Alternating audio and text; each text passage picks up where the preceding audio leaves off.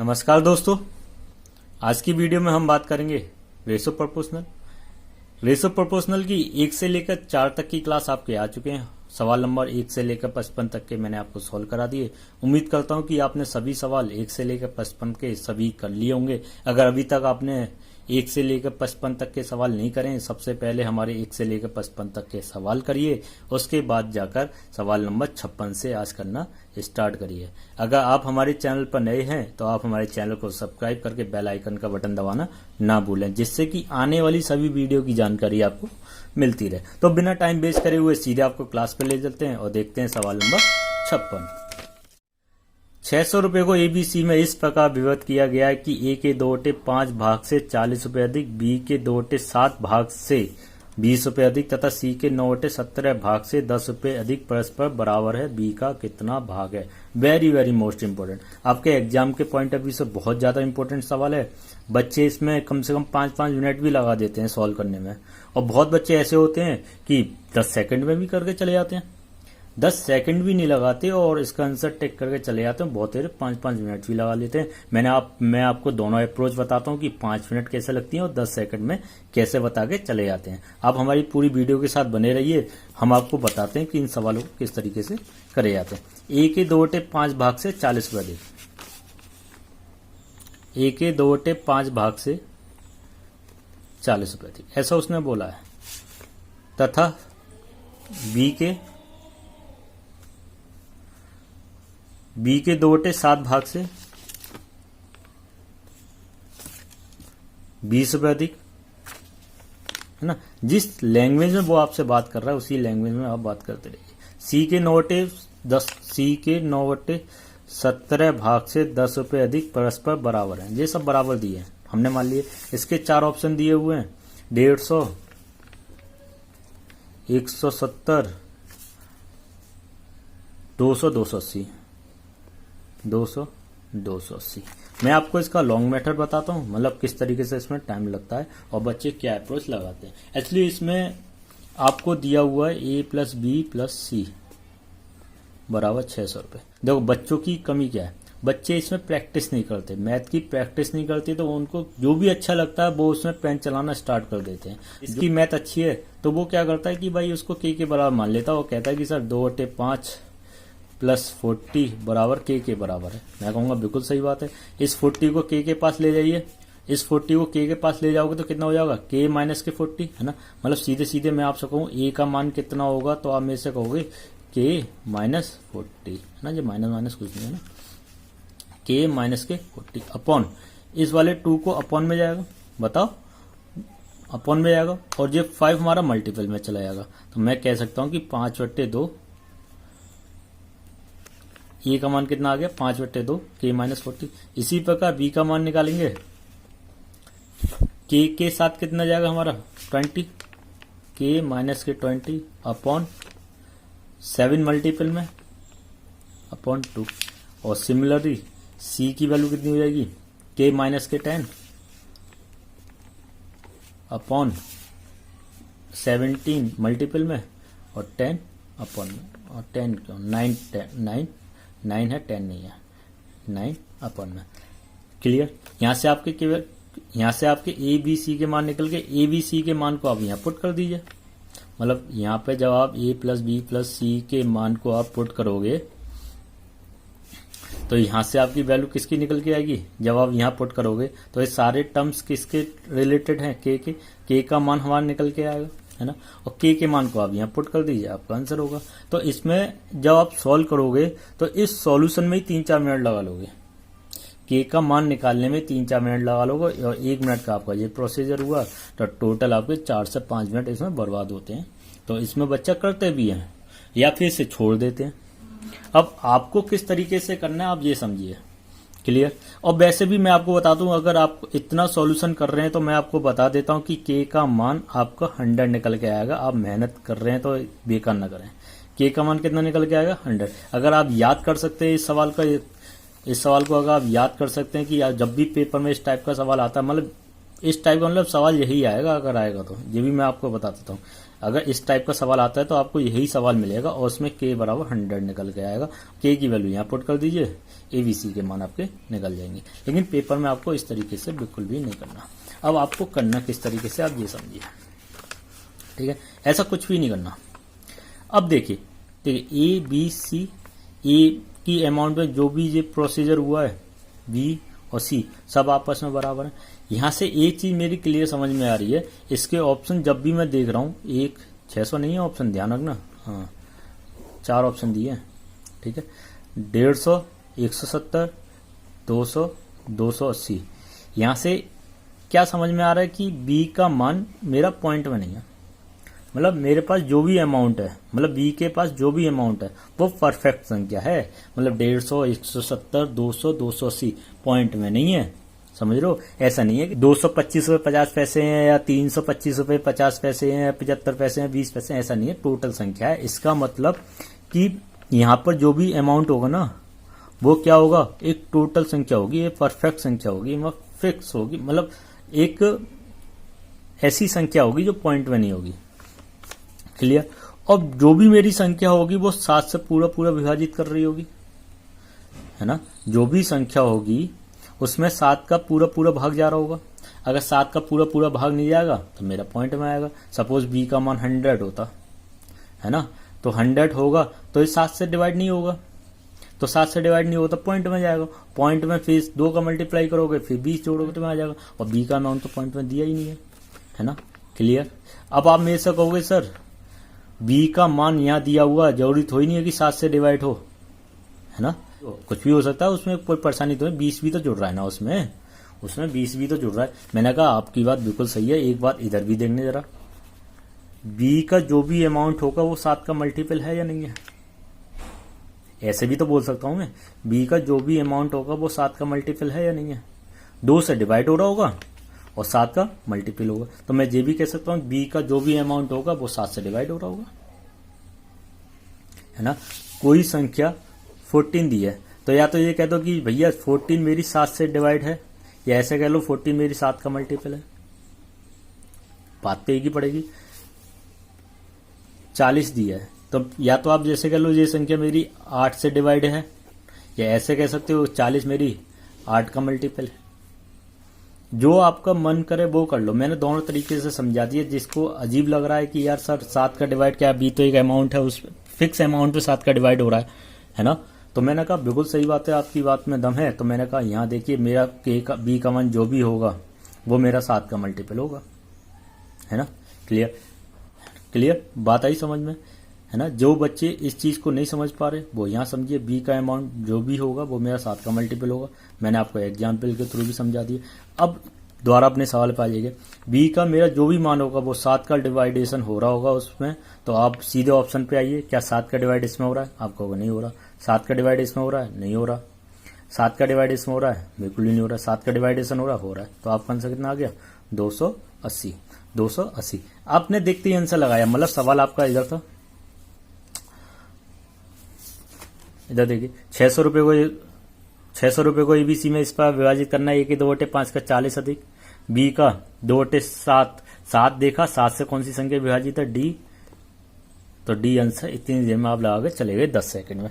अगर आपसे पूछता सर सी का मान बताइए, तो सी का मान इसमें देखते भाई 1700 कौन सी संख्या विभाजित है, तो आप में से कहते कि सर 170 हमारा सी का अमाउंट आ गया, 170 सी का अमाउंट आ गया। नहीं, अगर आपको विश्वास नहीं है तो आप करके देख लीजिए।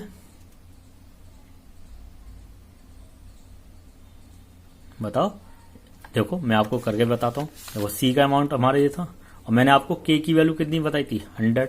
जब आप 100 यहाँ रखेंगे तो यहाँ पर कितना आएगा, 100 माइनस 10 90, और 9 से डिवाइड करोगे कितनी बार गया 10, और 70 का 10 में 17 का 10 में मल्टीप्लाई करोगे तो कितना हो गया 170। इसी तरीके से बी का मान निकालेंगे तो कितना आ जाएगा, यहाँ पर के 100 में से 20 के 80 का 2 का डिवाइड हो गया 40, और 40 का 7 में मल्टीप्लाई हुआ तो कितना हो गया 280। क्लियर। दो अमाउंट आपके निकल गए 180 170, ए का मान आप 600 में से घटा दीजिए दो जोड़कर, तो आपका ए का मान भी निकल के आ जाएगा। समझ में आ गई। मैं वेरीफाई भी कर दिया अपने आंसर को, और किस तरीके से करना है वो भी मैंने आपको बहुत अच्छी तरीके से समझा दिया है। मैंने मैंने आपको 2-3 मेथड तरीके से समझा दिए किस तरीके से सवाल को करा जाता है, बहुत ज़्यादा इंपॉर्टेंट है। अब देखिए, अगर अभी भी समझ में नहीं आया तो वीडियो को थोड़ा पॉज करिए और इस सवाल को 2-3 बार देखिए, आपको मेरी लैंग्वेज समझ में आ जाएगी। बहुत सिंपल लैंग्वेज में मैंने आपको समझाने की कोशिश करी है।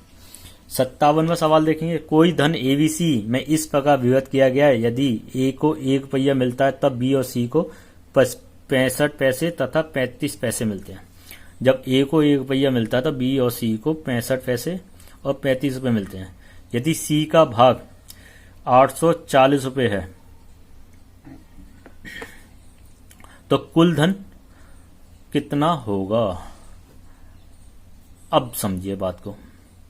जब ए को 1 रुपया मिलता है तो बी और सी को 65 और 35 पैसे मिलते हैं।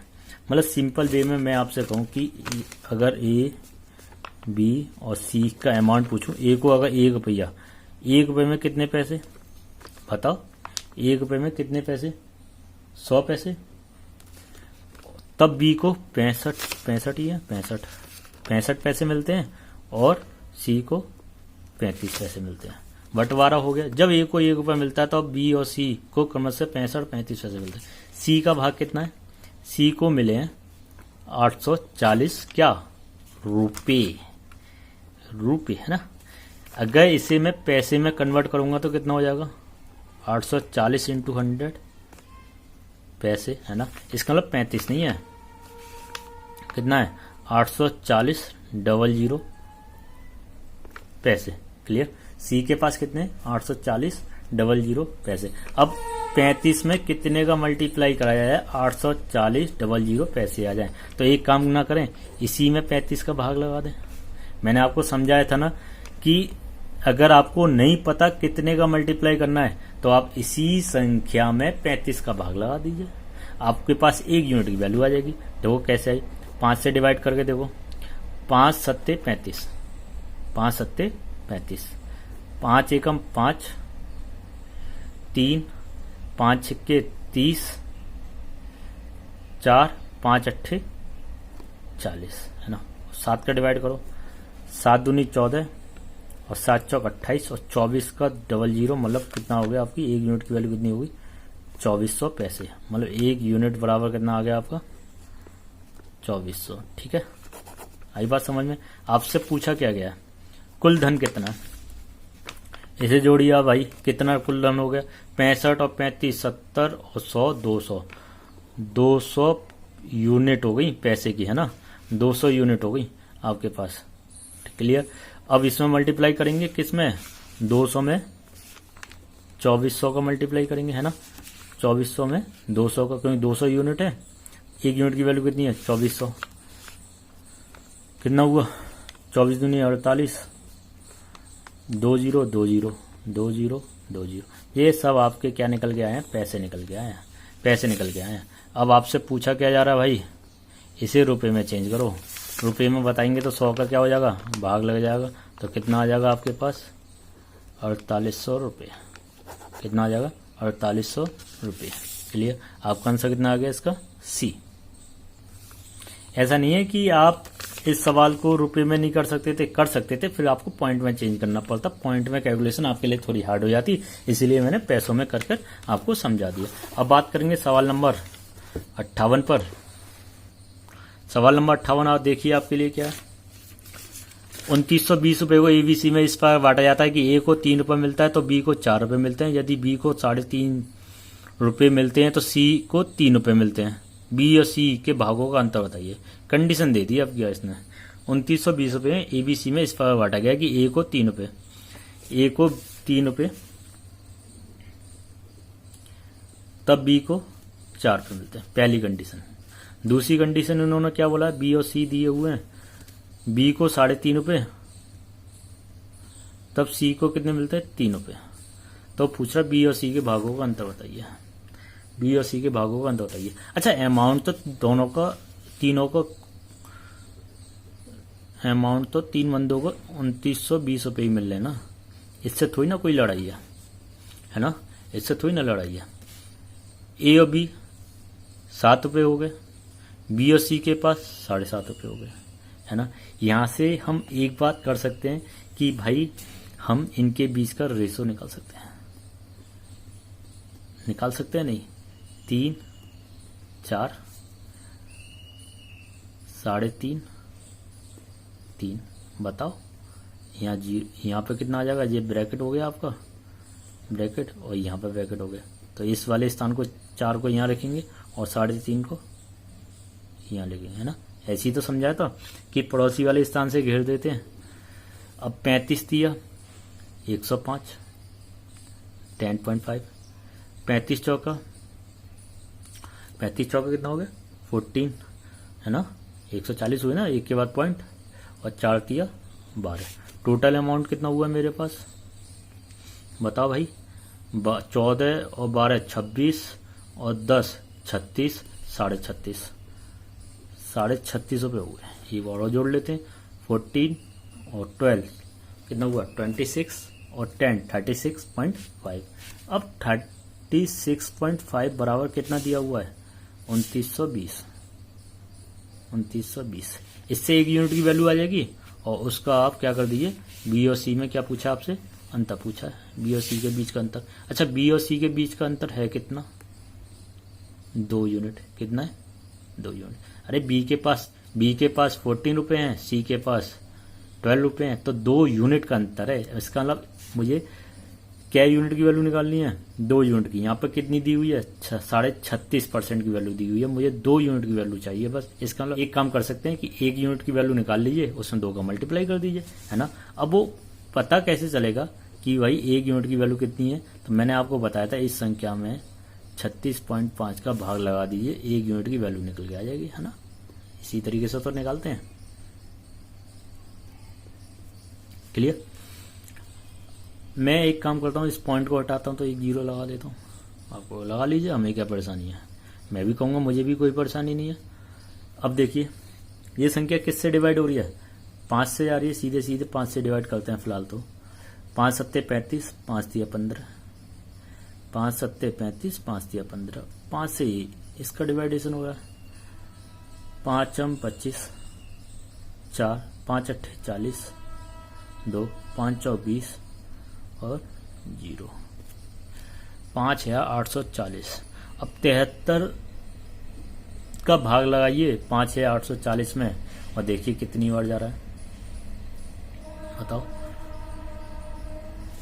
मैं एक काम करता हूँ, 73 का 8 में मल्टीप्लाई करके देखता हूँ कि रिजल्ट कितना मिलता है। 8 तिया 24, 2 8 सत्ते 56 और 2 58, देखो मिल गया 558। इसका मतलब ये कितनी बार गया, 73 से 8 बार। कितनी बार गया, 8 बार। इसका मतलब 1 यूनिट की वैल्यू कितनी आई 80। 2 यूनिट की वैल्यू कितनी हो जाएगी 160। इसका मतलब दोनों का अंतर कितना हो गया 160। आपका आंसर कितना आ गया 160। अब आपके माइंड में एक बात आ रही होगी कि सर आपको कैसे पता ये 8 बार गया,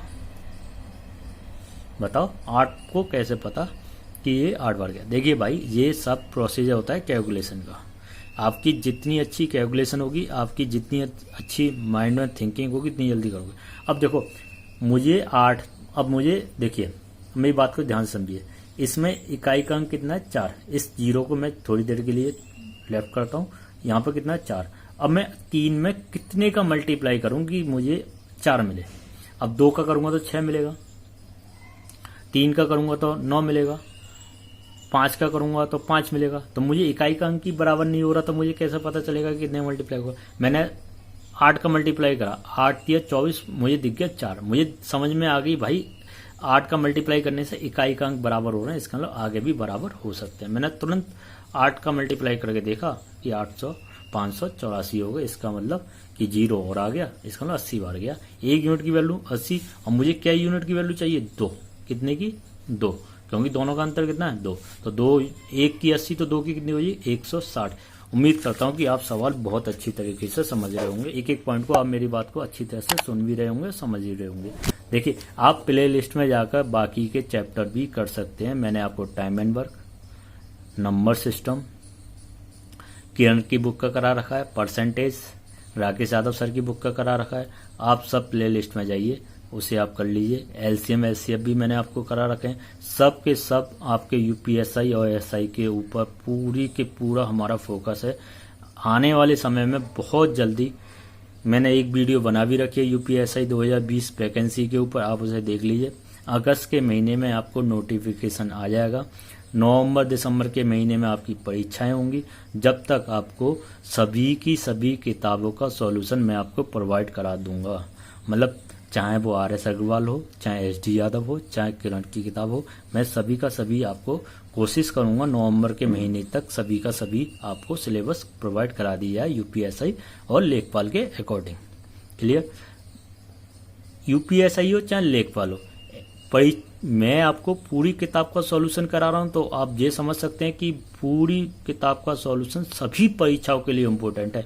आप अपने अकॉर्डिंग देख लीजिए आपको किस किताब से करना है। आप एक किताब को फॉलो करते चले आइए और उसको करते चले आइए। और देखिए, मैं जिस चैप्टर को जिस बुक से करा रहा हूँ फिलहाल, वो सभी सोच समझकर, बहुत ध्यानपूर्वक, बहुत सोच समझकर कि कौन सी किताब से कौन सा चैप्टर इम्पोर्टेंट है और परीक्षा के पॉइंट ऑफ व्यू से इम्पोर्टेंट क्वेश्चन इसके बन सकते हैं।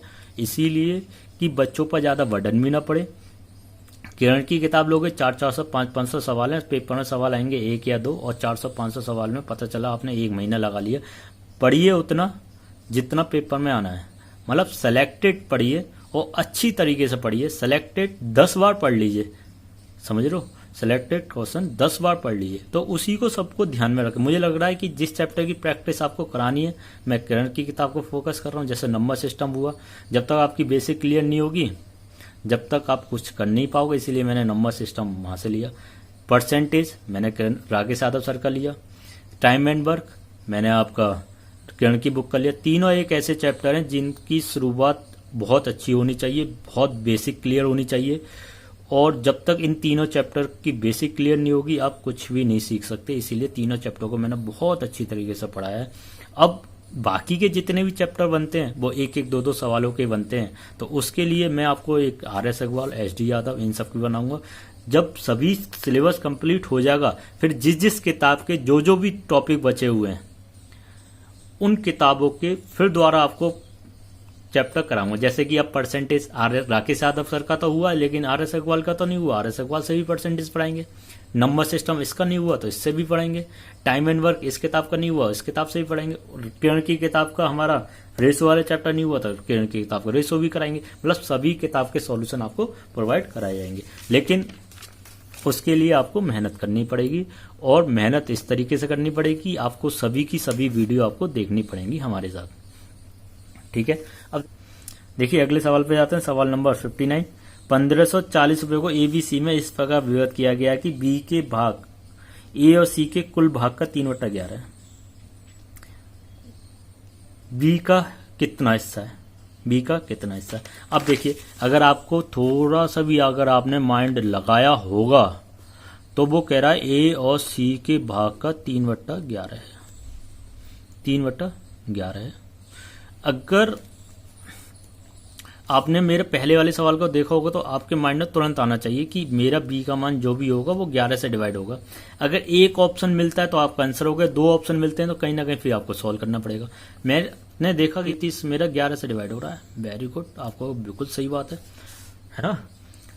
इसमें 11 से डिवाइडेशन नहीं हो रहा, इसमें 11 का डिवाइड हो रहा है। वेरी वेरी गुड, क्लियर, बात आई समझ में? ये भी आंसर हो सकता है। मैं आपको देखो, मैं आपको बता रहा हूं मैं ऑप्शन से किस तरीके से खेला जाता है। मैं आज आपको सिखाई देता हूं कि किस तरीके से ऑप्शन से खेला जाता है, ताकि आप परेशान ना हो इन फ्यूचर। ये आंसर हो सकता है, ये आंसर नहीं हो सकता, ये भी आंसर हो सकता है, और 11 का डिवाइडेशन इधर भी हो रहा है। 11 कम 11, 11 कम 11, ये भी आंसर हो सकता है। क्लियर? अब 3 ऑप्शन हो सकते हैं। आप कहोगे सर आपने उस सवाल में तो अब क्या करें, आपने तो उस सवाल में तो एक ऑप्शन बता दिया था, अब 3 ऑप्शन आ रहे हैं, अब क्या करें? अब तो हमें बिल्कुल कायदे से करना पड़ेगा। मैंने कहा भाई थोड़ा सा सब्र करो, पहले मेरी बात को सुनो। मैंने आपको एक चीज और बताई थी, देखो B का जो भी मान होगा 11 का फुल डिवाइडेशन हो रहा होगा, है ना, और साथ के साथ वो संख्या मेरी 3 का मल्टीपल भी होगी। मैंने ऐसा भी तो समझाया था। बताओ, 11 का डिवाइडेशन हो रहा होगा और 3 का मल्टीपल हो रही है। क्या ये 3 का मल्टीपल है? आपको सर है। क्या ये 3 का मल्टीपल है? नहीं है।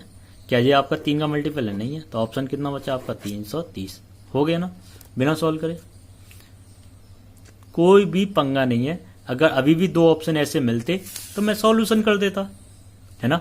कोशिश करिए पहले जब भी आप एग्जाम हॉल में जाएं तो सबसे पहले इन सवालों को किस तरीके से सॉल्व करना है पहले देखा करिए कि कोई सवाल हमारे ऑप्शन से हो सकता है। अगर ऑप्शन से हो सकता है तो आप ऑप्शन से करके आगे बढ़ जाइए, क्योंकि जब तक आप सवाल को लिखोगे जब तक सवाल खत्म हो जाएगा आपका। क्लियर। और मैं आपको सिखाता रहूंगा, जो भी सवाल ऑप्शन से हो रहा होगा मैं आपको सिखाता रहूंगा कि भाई ऑप्शन से किस तरीके से करने। और देखिए प्रैक्टिस सबसे ज्यादा इंपॉर्टेंट है। जब तक प्रैक्टिस नहीं करोगे मैथ नहीं सीखोगे। व्हाइट बोर्ड पे मैं भी पढ़ा सकता हूँ, 2 वीडियो मैंने करा भी रखी है एलसीएम एचसीएफ की व्हाइट बोर्ड पर, लेकिन मुझे यार मजा नहीं आया व्हाइट बोर्ड पर पढ़ाकर, क्योंकि प्रैक्टिस नहीं हो पा रही है बच्चों की। मैं 2 वीडियो पढ़ाई मैंने एलसीएम एचसीएफ की, तो वही सवाल हो रहे थे जो मुझे कराने थे, बस वही सवाल मैं व्हाइट बोर्ड पर करा रहा था। लेकिन आपको जो करने वो सवाल बोर्ड पर आ ही नहीं रहे थे। आपको तो प्रैक्टिस करनी है ना। प्रैक्टिस कब करोगे? जब आप किसी किताब को सच्चे मन से तहे दिल से तैयारी करोगे, समझ लो। जब आप एक ही किताब के ऊपर लग जाओगे, एक ही किताब को करो, 10 बार पढ़ो, अच्छी तरीके से पढ़ो, लेकिन पढ़ो, ठीक है। सवाल के आंसर कितना आ गया इसका? 330। बिना सॉल्व करे आपका इसका आंसर आ गया। सवाल नंबर 60 पर बढ़ते हैं। 30,000 रुपए को एबीसी में 3:5:7 के अनुपात में बांटना है। बी और सी के भागों का अंतर बताइए। बी और सी के अगर देखो, अगर ध्यान से समझो, अगर मुझे अपने तरीके से करना होता तो मैं कहता बी और सी के भागों का अंतर 2 है, 2 ही तो है। अब 2 का जो भी मेरे डिवाइडेशन हो रहा होगा वो मेरा आंसर होगा। वो तो सभी संख्या हो रही है, इसका मतलब मुझे सॉल्व करना पड़ेगा। अगर वो आपसे कहता कि भाई सी का हिस्सा बता दीजिए तो मैं कहता 7 से जो भी संख्या डिवाइड हो रही होगी वो मेरा सी का आंसर होगा। अगर पूछता कि भाई 5 का हिस्सा बता दीजिए तो मैं कहता 5 से जो भी संख्या डिवाइड हो रही होगी मेरा 5 का आंसर होगा, सॉरी बी का आंसर होगा, है ना। अगर मेरे से बी का पूछता तो कहता कि जो भी संख्या मेरी 5 से डिवाइड हो रही होगी वो मेरी बी की धनराशि होगी। अगर ए का पूछता तो मैं कहता जो भी मेरा आंसर होगा 3 से डिवाइड हो रहा होगा। क्लियर। इस तरीके से मैं आइडिया लगा लेता, बट इसने कहा कि भाई अंतर बताना, अंतर निकालना है तो अब मुझे सॉल्व करना पड़ेगा। अब देखो 30,000 रुपए को एबीसी में बांटा है, तो 30,000 को एबीसी में बांटेंगे तो देखो तीनों का अमाउंट कितना हो जाएगा। ये सवाल इतना ईजी है, मुझे करना नहीं चाहिए। आपको खुद देख लेना चाहिए कि सर हम खुद कर लेंगे, आप मत करिए, टाइम वेस्ट होगा आप कर रहे हैं तो। लेकिन फिर भी मैं आपको बता रहा हूं क्योंकि आप तो बहुत बोले हो, आप तो करोगे ही नहीं, है ना। 7 और 5 12 और 3 15, 15 बराबर कितने दिए हुए हैं भाई आपको? 30,000 रुपये, है ना। 3 के आगे 2 जीरो, तो 1 यूनिट की वैल्यू कितनी होगी? 15 दूनी 30, 2000। 1 यूनिट की वैल्यू कितनी होगी? 2000 रुपये। अब देखो अंतर कितना है? 2 का, और 1 यूनिट की वैल्यू कितनी है? 2000। तो टोटल कितनी हो गई? 4000। कितनी हो गई? 4000। आंसर कितना आ गया इसका? 4000। समझ में आ गई होगी बात आपको। अब देखो अगला सवाल 61। ए बी के पास कुल 7,260 रुपए, यदि ए के भाग का 4/15, बी के भाग का 2/5 बराबर है। क्या पूछा आपसे? बी की धनराशि, बी की धनराशि। अब आइए बात करते हैं इस सवाल के सॉल्यूशन पर, देखते हैं किस तरीके से करते हैं। ए के भाग का 4/15 बराबर है बी के भाग का 2/5, है ना।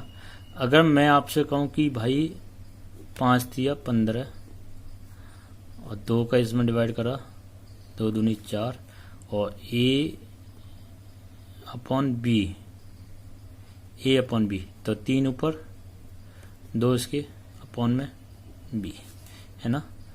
सॉरी बी नहीं आएगा, बी इसके नीचे चलेगा। ए अपॉन बी बराबर 3/2। ये सवाल उस तरीके का नहीं है पहले सवाल की तरह। आप सोचो कि भाई बी के 2/5, 5 से जो संख्या डिवाइड हो रही होगी मेरा आंसर देगा आपको ऐसा 3300 आंसर आ गया। नहीं भाई, वहां पर कुछ और भी दिया हुआ था। बी के भाग के 2/5 भाग से 40 रुपए अधिक, वो एक्चुअली क्या था कि एक परफेक्ट वैल्यू दी हुई थी, उसमें आप कुछ मान नहीं सकते थे, इसलिए कर सकते, वो रियल ही रहता है, इसमें रियल डाटा नहीं है ना। अब जैसे जैसे ए का मान बढ़ेगा बी का मान भी बढ़ेगा, तो वैल्यू चेंज हो रही है, फ्लेक्सिबल हो रही है ना। लेकिन उधर नहीं था, वहां तो कह दिया था कि भाई 40 रुपए अधिक, 10 रुपए अधिक, 30 रुपए अधिक, इतने फिक्स ही हैं, इतने ही अधिक हैं। लेकिन यहाँ ऐसा नहीं है।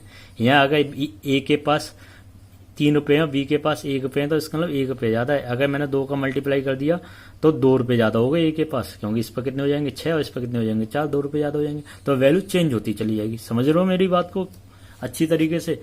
कंसेप्ट क्लियर रखो बस अपनी। अब दोनों को ऐड करा तो कितना हो गया 5। ₹5 नहीं है, कितने रुपए? 7,260। 7,260 रुपये। 5 का डिवाइड कर दो, 1 यूनिट की वैल्यू कितनी आ जाएगी? 5 एकम 5, 5 चौक 20, 5 25, 5 दूनी 10, है ना। आपसे पूछा क्या है, क्या पूछा भाई? कहाँ गया बी का हिस्सा? बी के हिस्से की बात करेंगे, बी की यूनिट कितनी है 2, तो 2 बराबर कितना हो जाएगा? 2 का मल्टीप्लाई कर दो, 2 का मल्टीप्लाई करेंगे 4, 0, 8 1 9, 2 ₹2,904। कितना आंसर आ गया इसका? बी। क्लियर? ₹2,904 इसका आंसर हो गया। सवाल करते हैं 62 की बात। सवाल नंबर 62, कोई धन ए और बी में 4:3 के अनुपात में वितरित किया गया। बी के भाग ₹2,400, कुल धन ज्ञात करिए। कर लेंगे, मुझे तो नहीं कराना। बी बराबर कितना है 2400, 1 बराबर 800, 1 बराबर 800, टोटल कितना है 4 और 3 7, 4 और 3 7, 800 का 7 में मल्टीप्लाई करेंगे तो कितना हो गया हमारा 5600। कितना हो गया 5600। समझ गए? 63वां सवाल, ₹94 को 2 भागों में ए बी में इस प्रकार विभक्त किया गया। ए के 5वें भाग तथा बी के 8वें भाग का अनुपात इतना है। बताओ, नहीं कर पाओगे? मैं आपको कंडीशन बना के दे रहा हूं, तो आप अपने आप करिएगा इस सवाल को। मतलब मैं आपको कंडीशन का मतलब इक्वेशन बना के दे रहा हूं, तो आप उसे कर लीजिएगा।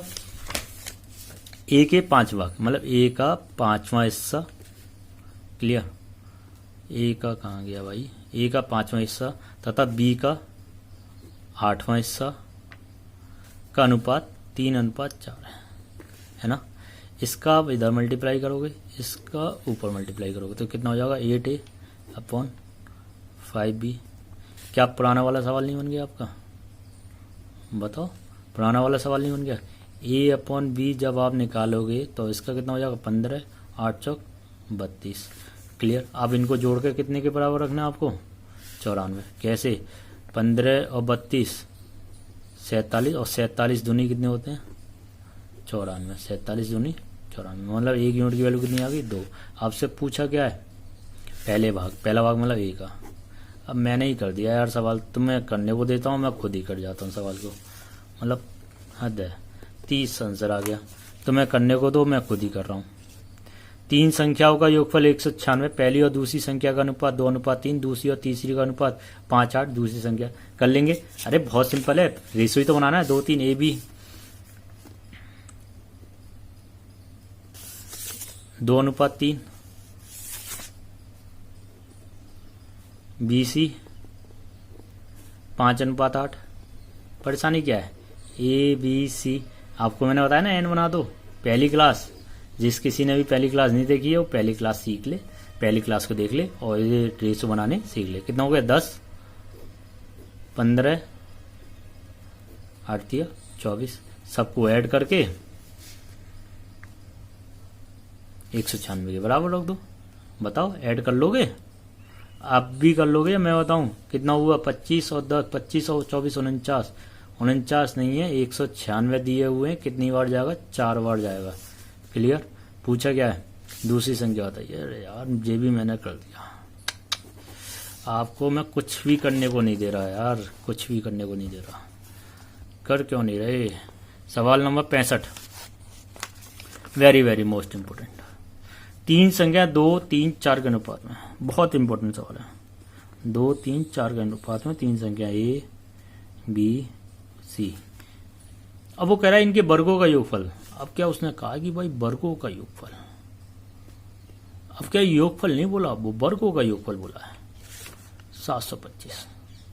तो सबसे पहले आपको क्या करने पड़ेंगे? इनके वर्ग निकालने पड़ेंगे। 2 का वर्ग 4, 3 का वर्ग 9, 4 का वर्ग 16। इनका योगफल कर दो। योगफल की का है तो अब योगफल कर दो। मुझे नहीं लग रहा कि आपको कोई भी परेशानी होने वाली है सवाल को करने में। 725 के बराबर मतलब 29 बराबर 725। 725 में आप 29 का डिवाइड करेंगे। अब बात तो वही आ रही है ना कि कितने का मल्टीप्लाई करें, बताओ कितने का मल्टीप्लाई करें। देखो 29 ढाई कितने होते हैं 290, 29 दूनी 58, 20 बार तो ये पूरा पूरा जा ही रहा है 580 है ना, 20 बार तो पूरा पूरा जा ही रहा है। अब 29 का इकाई का अंक कौन सा 9, 9 में अगर मैं 5 का मल्टीप्लाई करूंगा तो मुझे 5 मिलेगा है ना, और कोई संख्या तो नहीं है जिससे मुझे 5 मिल जाए, मतलब 5 ही है। इसका मतलब 20 उधर से 5 इधर, मतलब 25 हम उम्मीद कर सकते हैं कि 25 हमारी एक ऐसी संख्या है जो कि मल्टीप्लाई करूंगा 725 हो। समझ गए ना कैसे मल्टीप्लाई करना है। मैं आपको बहुत बढ़िया, मैं आपको साथ के साथ कैलकुलेशन भी सिखा रहा हूं कि कैसे करते हैं।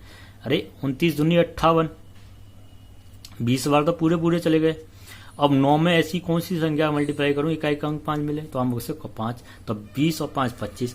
अब 29 का आप 25 में मल्टीप्लाई करके देख लीजिए अपनी संतुष्टि के लिए। मुझे तो पता है कि 725 ही आएगा, मुझे तो पता, आप अपनी संतुष्टि के लिए कर लीजिए है ना। 5 नंबर 45, 4 5 दूनी 10 14, 29 दूनी 58, कितना हुआ 5, 4 और 8 12, 5 और 6 1 7, 725। क्लियर। कितने का मल्टीप्लाई हो रहा है 25। अब यहां पर देखिए जैसे यहां पर यूनिट है, यूनिट जब आपने इसका स्क्वायर करा तो यहाँ यूनिट स्क्वायर हो गया है ना, यूनिट स्क्वायर हो गया।